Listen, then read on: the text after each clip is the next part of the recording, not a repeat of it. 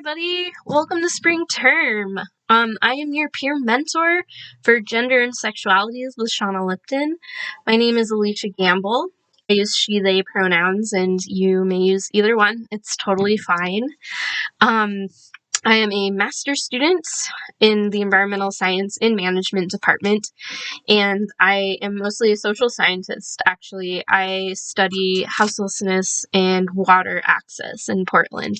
So I'm super interested in environmental justice and social sciences, so I'm super excited to be a part of this class and hope that my experiences and expertise can also help provide you a different perspective as we explore gender and sexualities. I am also particularly excited because I myself am someone who is queer. I'm bisexual and I identify with agender / autigender. And if you've never heard of autigender, it's basically what it means is that I am autistic, and how I experience gender is very much shaped by my autism and how I experience the world. So, yeah, I'm excited to share more of that with you. And what I'm going to do now is kind of go over what's expected of you from your peer mentor participation in the class. If you've already looked over the syllabus, you will notice that you earn 10 points throughout the term for your peer mentor participation.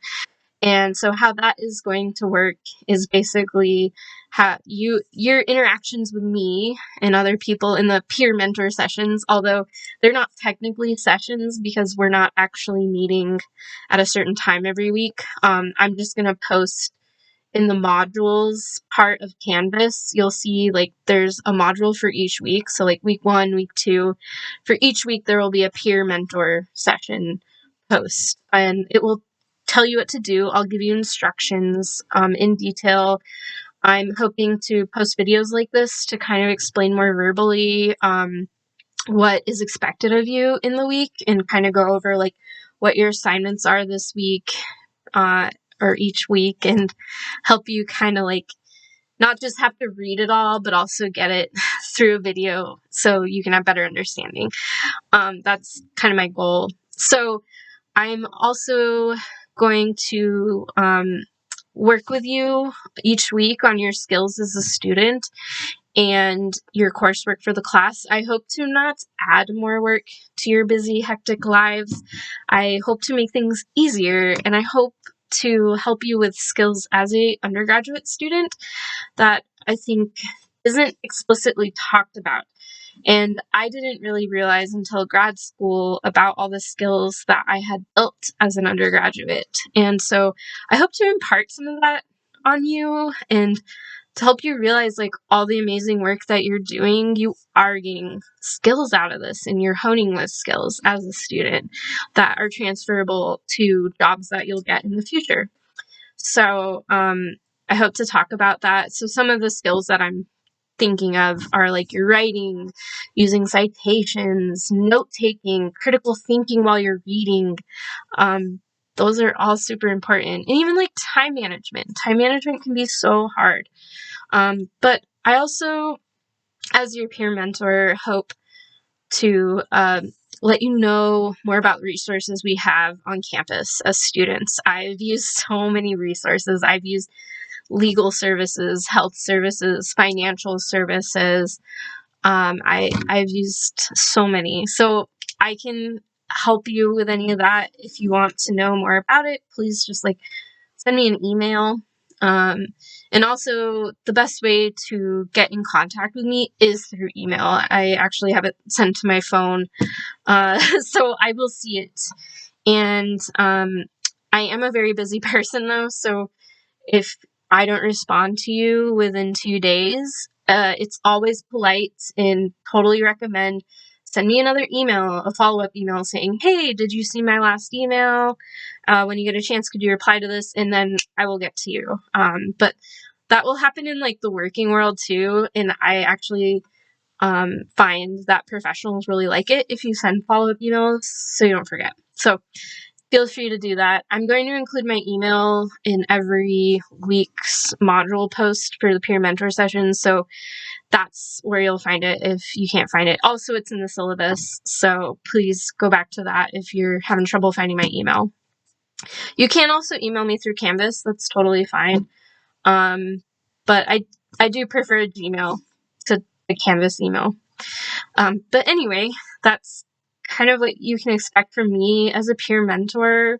I'm here for you this term. If you are struggling, please tell me, like, reach out to me. I know that can be really hard, but we're humans on both ends. Like, I'm a human, you're a human, and I care about you. So if things are getting hard, I want to be there to help figure out a plan and help support you in that and not give you shame or anything. So yeah, that's what I'm here for. So I also kind of want to talk about like what to expect this first week, since we're jumping right in to the term now, and so you're a little more prepared.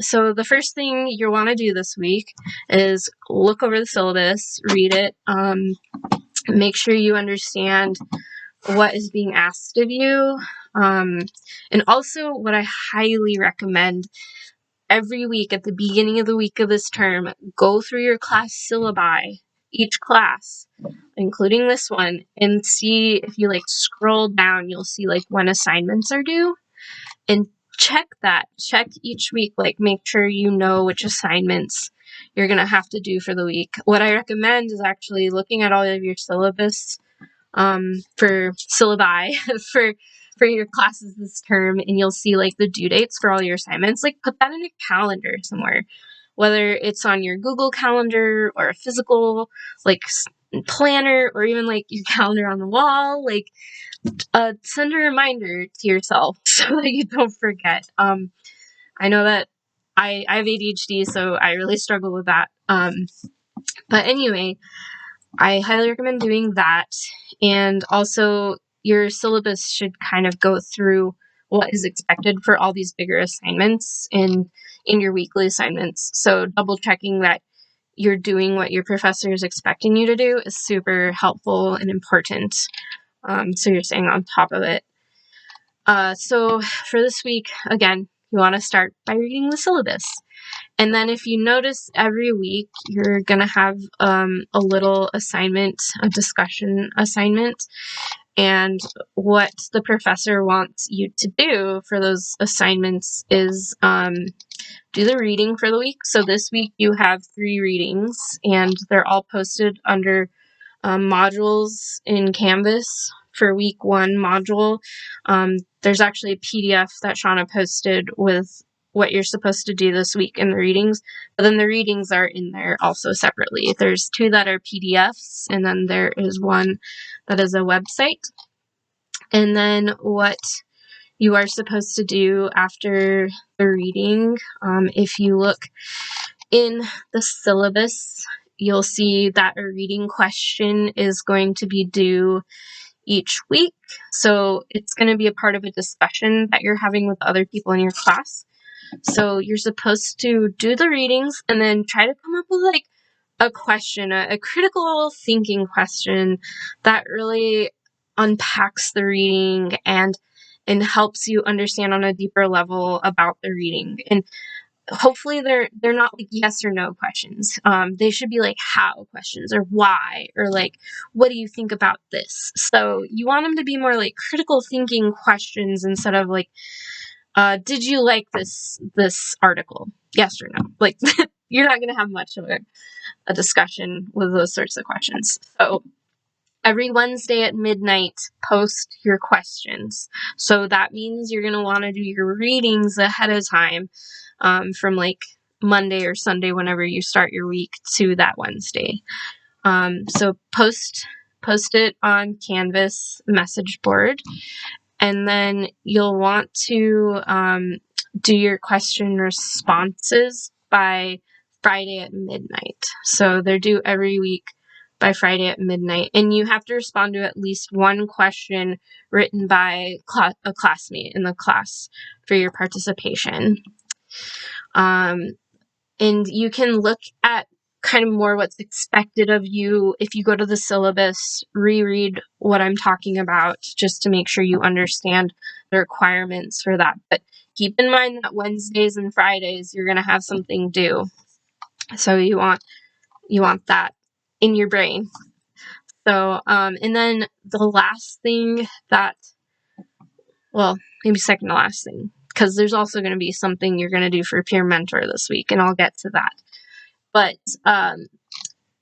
another thing that is coming up quickly for a deadline for this class that's a little bigger than just your discussion posts is due on Monday the 10th.